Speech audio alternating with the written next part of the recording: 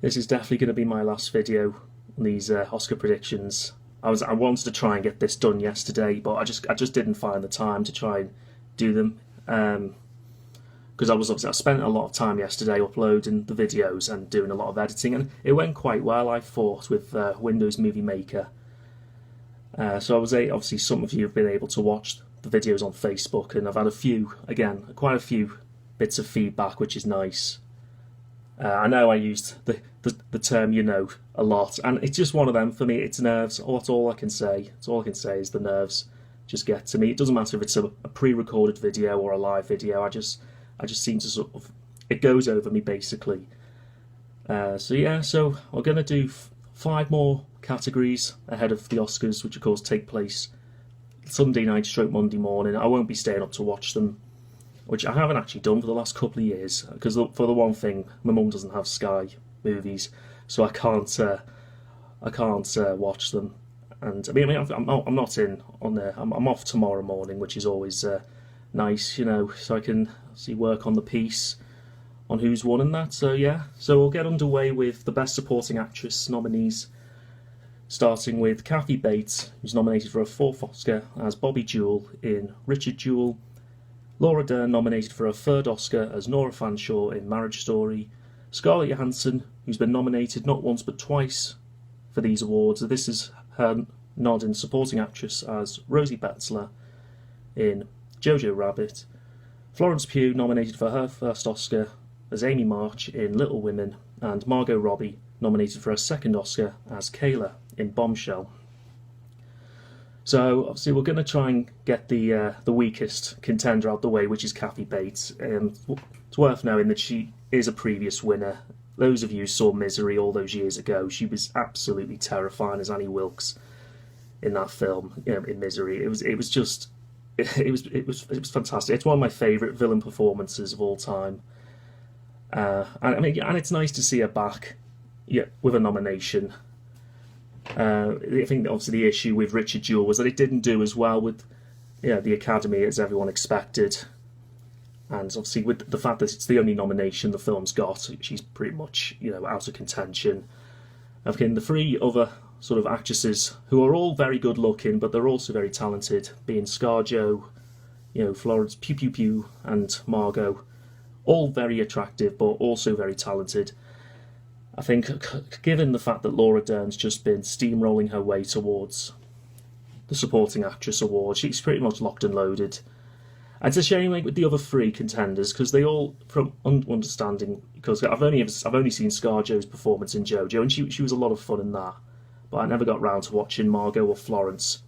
And Margot had a really good year, also being appearing in Once Upon a Time in Hollywood. But I think because Bombshell didn't quite make a big impact with the Academy, she was always never going to be a big serious contender. But I think she will win an Oscar at some point. And ScarJo, I really wanted her to win this award because she is really good in JoJo. But she's just as great in Marriage Story, which she's also up for Best Actress, but we'll discuss that later on.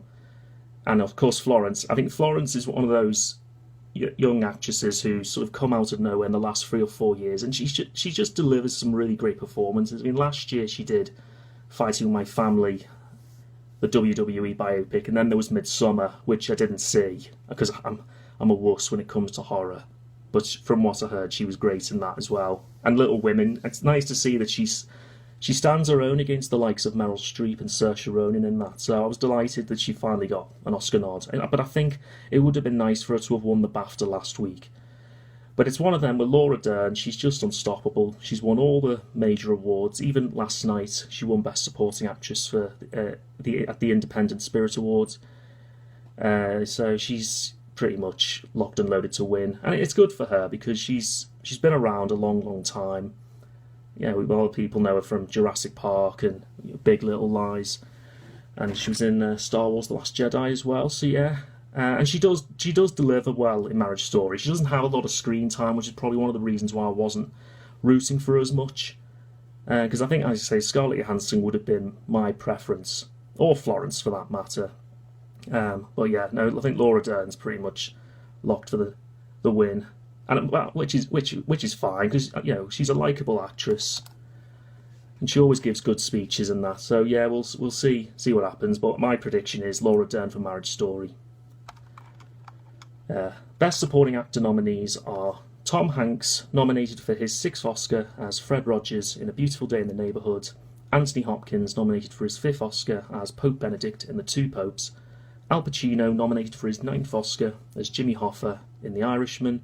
Joe Pesci, nominated for his 3rd Oscar as Russell Bufalino in The Irishman. And Brad Pitt, nominated for his 4th Oscar as Cliff Booth in Once Upon a Time in Hollywood. Again, I think Brad Pitt's just cruising his way towards victory here, and I think what helps him in particular is the fact that his 4 rivals have all won Oscars previously. Tom Hanks has won twice, and the other 3 have only won once. I mean, the fact that Pacino's only won once is ridiculous. But I think we can rule. Tom Hanks, it's great to see him nominated again. Last time he was mentioned was for Castaway in 2001. So to think in that time since he'd been snubbed for Saving Mr. Banks, Bridge of Spies, Sully, The Post, and of course the biggest one, Captain Phillips, which was just an insult because he was superb in that. But he is really good in Beautiful Day in the Neighborhood, which I only watched the other night. But that was a really, really good film, and it's just a shame it didn't get enough awards love. So yeah, but I say Tom's nomination is his reward essentially. I mean, the same goes for Anthony Hopkins, who also hasn't been nominated since 1998 for Amistad. And again, like Tom Hanks, he's really great in The Two Popes, which I did enjoy that film. And of course, it's also worth knowing that Pacino and Pesci both last nominated when they won. Pacino in '93 and Pesci in '91. Yeah, that's right. Both fantastic in The Irishman. I think, Pesci's a bit more subdued. It's not an over-the-top, cranky, wild performance like when he played Tommy DeVito. But, Al Pacino, he's the one I would rather see win this award altogether. He just looked like he had a ton of fun in the film. And, as I've already said, he deserves to be a 2-time Oscar-winning actor. You're fit to think he missed out on all those wins in the 70s with The Godfather and Serpico and Dog Day Afternoon. It's kind of a shame, like I say, that he's just... If it wasn't for the vote splitting with Pesci, I think he would have had a much stronger chance this year. But I've got no quarrels with Brad Pitt winning. It was a great performance in Once Upon a Time in Hollywood. It was an old school performance, I'd say. And his character gets a great arc towards the end. The climax is it's bloodthirsty and an absolute riot to watch. It's classic Tarantino. You know what he's like with all his violent endings and everything else. But like I said with Brad, he's given some great speeches. And the BAFTA one he gave last week, he wasn't even at the ceremony. But is what he'd written down about Brexit and calling his BAFTA Prince Harry, and that was hilarious. So yeah, I think my prediction for this one is going to be Brad Pitt, but my preference would be Al Pacino. Best Actress nominees are Cynthia Erivo, nominated for her 1st Oscar as Harriet Tubman in Harriet, Scarlett Johansson with her 2nd nomination of the evening as Nicole Barber in Marriage Story, Saoirse Ronan, nominated for her 4th Oscar as Jo March in Little Women, Charlize Theron, nominated for her 3rd Oscar as Megyn Kelly in Bombshell, and Renee Zellweger, nominated for her 4th Oscar as Judy Garland in Judy. And this is for the 3rd category in a row. I think this is pretty much Renee Zellweger's to lose now. She's just dominated awards season. A bit like last year with Rami Malek when he played Freddie Mercury in Bo Rap. I think Renee's just, she captured the essence of Judy Garland very well. I mean, I wasn't that fussed on the film, in all fairness, especially with the ending, but I don't know, the ending was just a bit cheesy for my liking, but she delivered a fantastic performance, and the singing was great as well. And some people really thought she wouldn't stand a chance with the likes of Scarlett Johansson, who is absolutely brilliant in Marriage Story, and it's kind of a shame that she's not a more serious contender to win this award. But I think Cynthia Erivo, her best chance of winning an Oscar will be the song category, which she's nominated for from the same film. And Charlize Theron is, of course, a previous winner. She won for Monster in 2004, which is one of the best acting performances of all time. I think she's absolutely devastating. And like I've said with some of the supporting actress contenders, Charlize is a beautiful, good-looking woman, but also very, very talented. I think Saoirse Ronan, her time will come at some point, because this is her 4th nomination now, and she's not likely to win, despite the fact that Little Women's had a resurgence with the box office and the critics, of course. But she's got plenty of talent again, and hopefully she will win eventually. And of course, like I said, ScarJo, I really, really would have liked her to have won for Marriage Story, but you just can't fault how great Renee Zellweger's done throughout the awards season. And Judy is, it's the Judy Garland role is just, it's an iconic one. So Renee Zellweger is my pick for Best Actress. Scarlett Johansson is my alternative.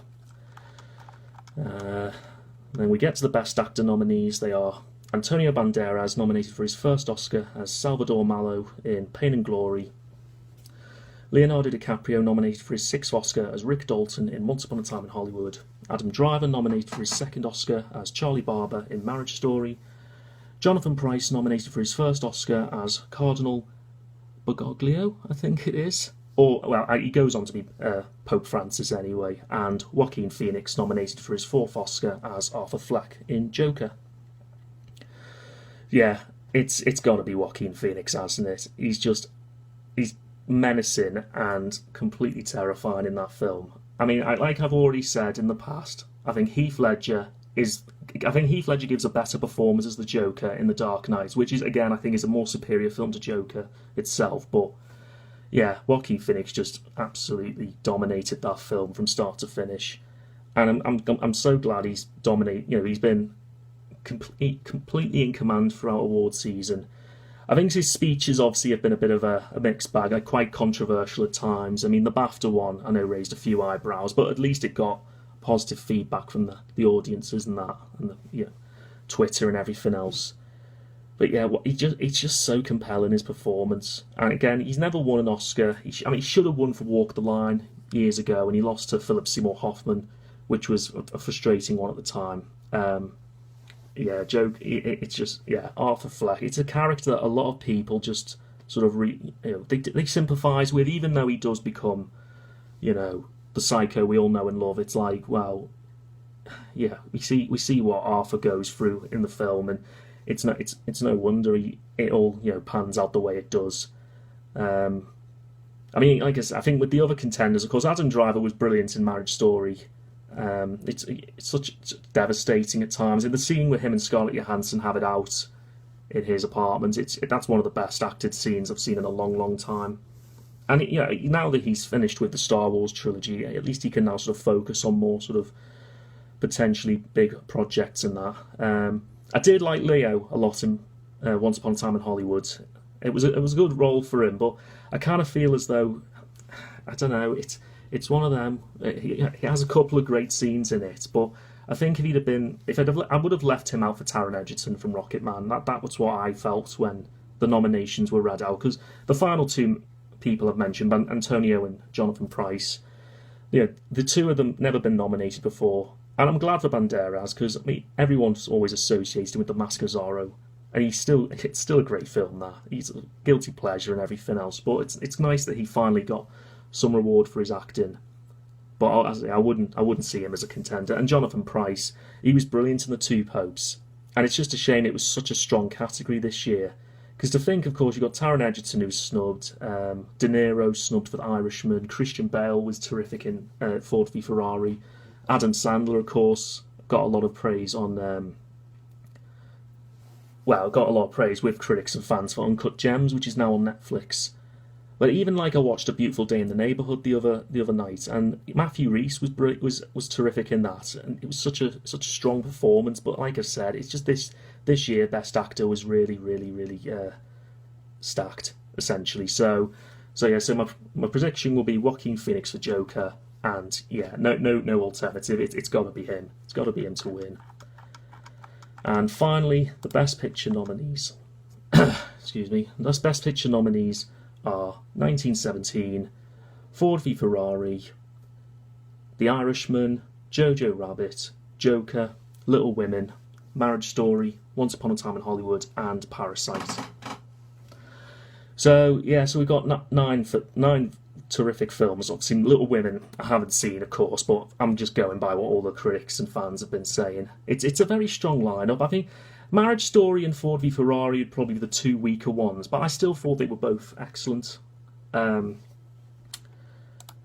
And Ford v Ferrari, essentially, it was nominated for the Tech Awards and didn't really sort of make a splash in other categories, so that one could be ruled out. Marriage Story, it's all about the acting and the writing, but it just lost a lot of momentum in the last couple of months.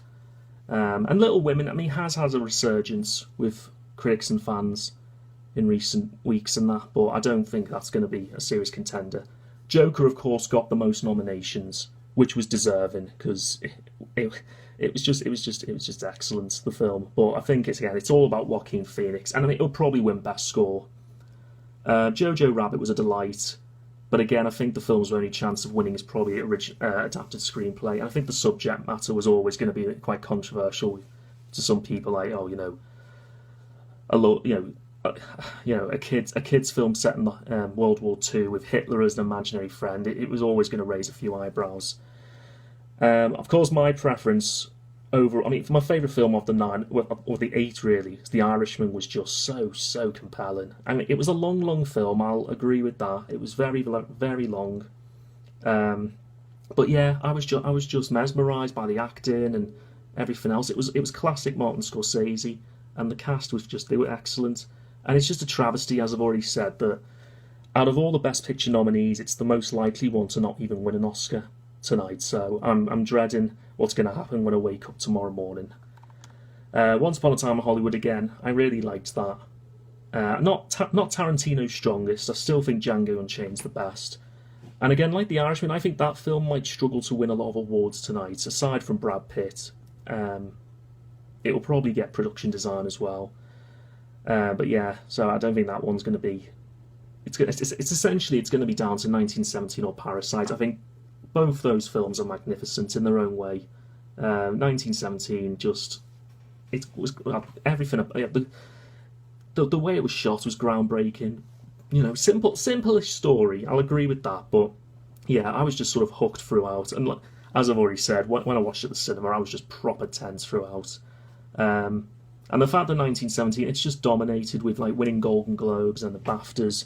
So you would think that would be the favourite, but then the Academy do tend to cause an upset or two. And I think Parasite, it would be historic for Parasite to win Best Picture, given the fact that Roma could have won last year, and of course it lost out to Green Book, which I was kind of glad about in the end. But Parasite is a better film than Roma, and I think it's one of the best foreign films I've watched. Because the film, it will win Best Foreign Language Film, it will probably win Best Original Screenplay. It's always essential that if you win at least 3 Oscars, then you should be guaranteed Best Picture. It's only ever happened about 3 times when a film's won less than 3 Oscars, including Best Picture, including Spotlight. But I think Parasite would just be, it would be a defining moment with the Academy if it gave that particular film the win. So obviously my preference overall would be The Irishman, but I think, I don't know, but my brain says 1917, my heart says Parasite. It could be any of them. So to just round up, it's going to be one of them. So can 1917 battle its way to glory, or will Jojo Rabbit bounce its way towards the podium, or will Joker and Joaquin Phoenix laugh its way towards the big awards? Or will Ford v Ferrari race its way towards gold? We'll soon find out. So thanks again for tuning into this final video, and hopefully there'll be 1 or 2 more to come, and they'll be a lot less tense. Ta-ra for now.